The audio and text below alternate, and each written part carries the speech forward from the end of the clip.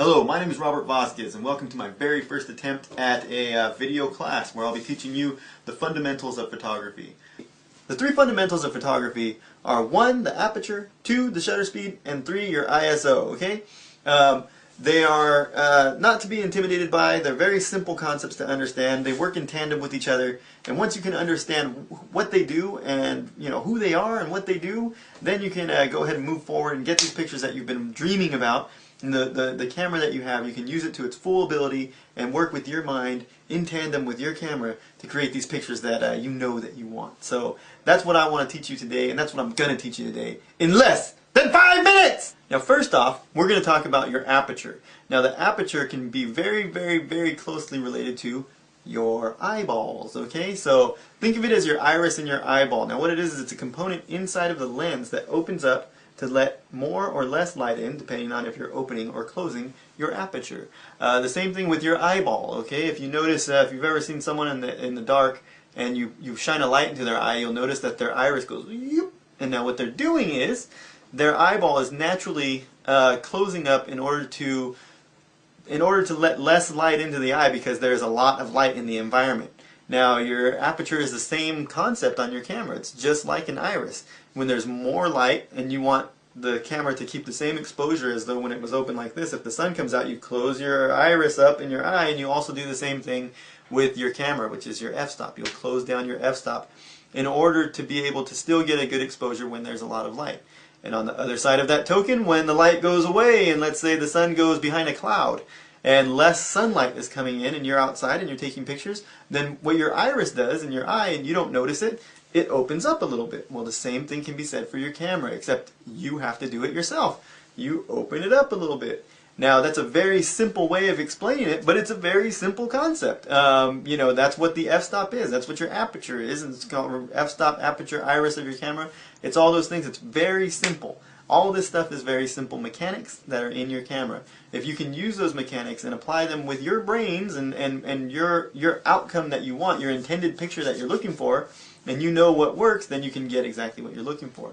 Now the aperture doesn't just work with how much light comes in. It does, but it also affects something called the depth of field. Your depth of field basically is very simple as well. It's how deeply into your picture, into the planes of your picture, how deeply are things in focus, okay? Your depth of field. If you're taking a picture with a very wide aperture, you're going to get a very short depth of field where my eyeball will be in focus, but my ear will be out of focus if I'm taking a picture of myself. If you close that down and you take a picture, you can get me in focus, the wall in focus, the beyond me in focus, depending on where I am. If you're at f/22, so from 1.8, you're going to get this very short depth of field, and you get a very large depth of field at f/22. So that is the two things that aperture affects: the amount of light and your depth of field. Ta-da! There, the mysteries of aperture have been unraveled right before you. Our second thing, number 2, is shutter speed. Shutter speed controls how much light gets in as well, just as aperture does. But the shutter is a mechanical object inside of the camera that opens and closes. It's going to open and then this one's going to close behind it. And then it's going to reset and then it's going to open and it's going to close behind it. That's the shutter. Okay? Now the shutter speed is the shutter speed allows more or less light to come in depending on how long your shutter is open. Now it also affects what's the motion in your picture, how much blur you get, how much motion is captured by your camera's film, so that you get movement in the pictures. You'll get a blur. Is that a good idea of blur? So you can either strike a very sharp picture by taking a very fast shutter. So if you go at 1/2000th of a second, you can take a picture of a hummingbird with his wings stopped, or of a boxer taking a punch, and you'll see that motion, that mush of the face, as opposed to if you take it with a slow shutter speed. If you do it at a 30th of a second or a 60th of a second, you just get blur. You get this blur of the motion that was going by. So that's what the shutter speed does. Shutter speed affects how much light gets in and how much motion you get in your pictures, how much blur you get. So your aperture, how much light you get in, and your depth of field. Shutter speed, how much light you get in, and your blur or your motion in your picture, or your ability to freeze a picture is controlled by your shutter speed. Now your ISO, which is the third of the three things, is your film speed, which is what was referred to back in the day. Your film speed, or basically your sensor sensitivity in your digital cameras nowadays. But basically that's going to tell you how fast that the sensor or the film absorbs light. 100 would be the slowest. 1600 to 3200 to even beyond nowadays would be the fastest. But it affects not just how quickly it gets in, but the quality of the light, the quality of the picture. So as you, in film, the faster it can take it, the more grain you're going to see in your pictures. It was called grain back in the day because there's little granules on the film. Now you're going to get pixelation because it uses pixels. So your pixel technology, basically you're able to do a lot more, a lot faster pictures in low light situations, and you can get these, great low light pictures quicker. But if you zoom in close to the picture on your computer, you're going to see pixelation and color shifts and things like of that nature.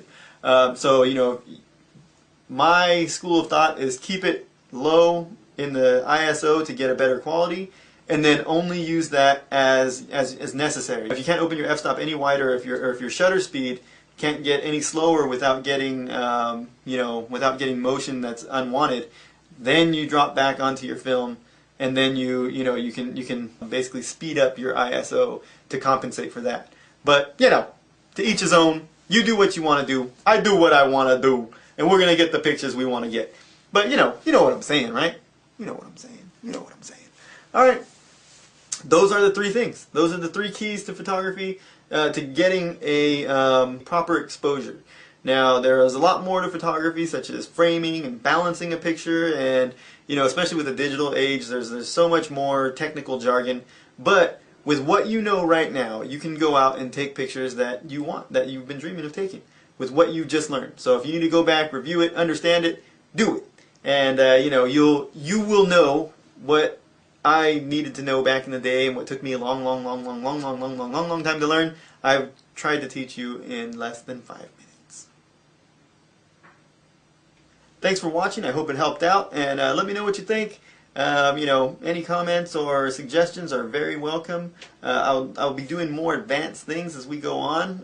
If you'd like to watch, I'm hoping to do 12 of these this year, one a month. So I might do more, might do less, depending on the reaction I get from this. But questions and comments are always welcome. So anything besides cut your hair or your beard, or anything making fun of me or saying things that hurt my feelings, everything else is welcome. So take care, be good, all that good stuff. See you next time. Goodbye.